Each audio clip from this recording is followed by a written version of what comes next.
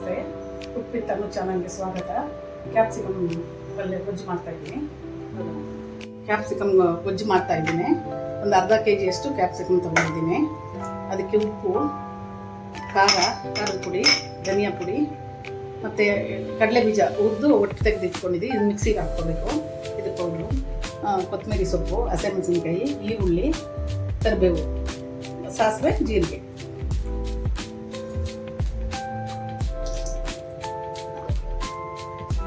Oil ಹಾಕ್ತಾ ಇದ್ದೀನಿ.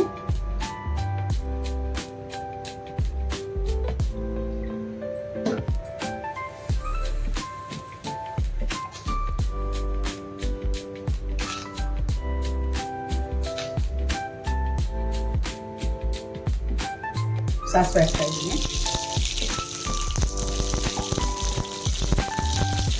ಜೀರಿಗೆ ಹಾಕ್ತಾ ಇದ್ದೀನಿ. ಈಗ ಈರುಳ್ಳಿ ಹಾಕ್ತಾ ಇದ್ದೀನಿ. ಈರುಳ್ಳಿ, ಹಸಿಮೆಣಸಿನ್ಕಾಯಿ, ಕರಿಬೇವು ಮೂರನ್ನ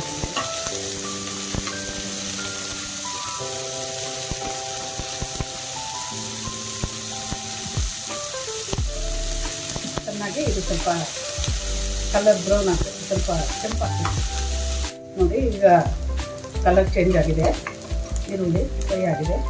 ಈಗ ಸಾಲ್ಟ್ ಹಾಕ್ತಾ ಇದ್ದೀನಿ.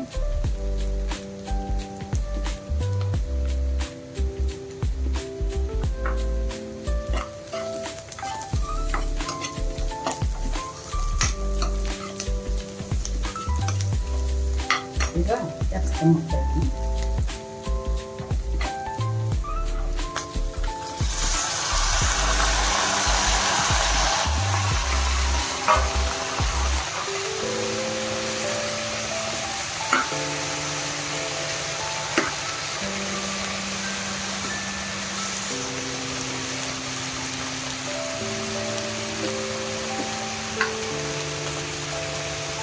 ಸ್ವಲ್ಪ ಅರಿಶಿನ ಹಾಕ್ತಾ ಇದ್ದೀನಿ.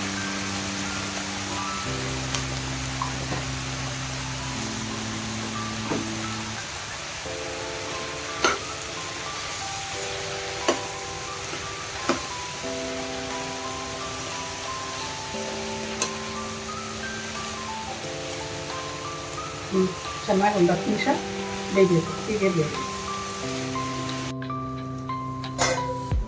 ಬೇಯ್ತಾ ಇದೆ. ಇದು ಬೆಂದಿದೆ.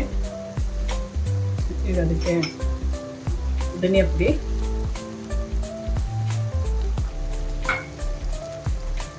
ಖಾರದ ಪುಡಿ,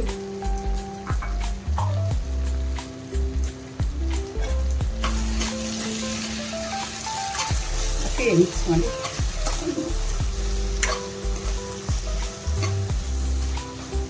ತುಂಬ ಚೆನ್ನಾಗಿರುತ್ತೆ. ಇದು ಚಪಾತಿ ಜೊತೆ, ಪೂರಿ ಜೊತೆ, ಅನ್ನಕ್ಕೂ ಕಲಿಸ್ಕೊಂಡು ತಿನ್ಬೋದು. ತುಂಬ ಚೆನ್ನಾಗಿರುತ್ತೆ ಇದು ಟೇಸ್ಟಾಗಿ. ಈಗ ಕಡಲೆ ಬೀಜ ಹುರಿದು ಪುಡಿ ಮಾಡಿದ್ದೀನಲ್ಲ, ಆ ಪೌಡ್ರ್ ಹಾಕ್ತಾ ಇದ್ದೀನಿ.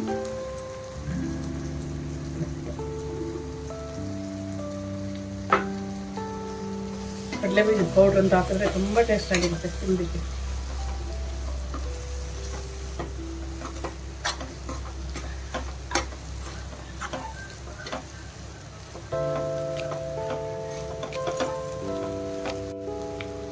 ಆಗಿದೆ, ರೆಡಿಯಾಗಿದೆ ಕ್ಯಾಪ್ಸಿಕಮ್ ಗೊಜ್ಜು. ಅದಕ್ಕೆ ಕೊತ್ತಂಬರಿ ಹಾಕ್ತಾ ಇದ್ದೀನಿ.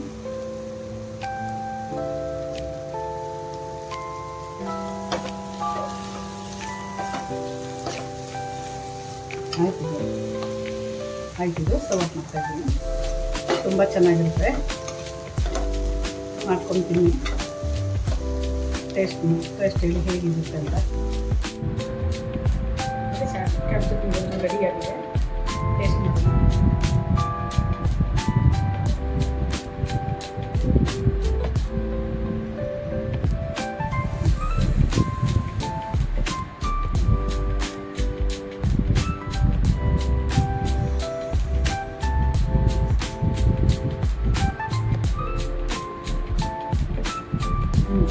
ತುಂಬ ಟೇಸ್ಟಾಗಿದೆ, ಚೆನ್ನಾಗಿದೆ.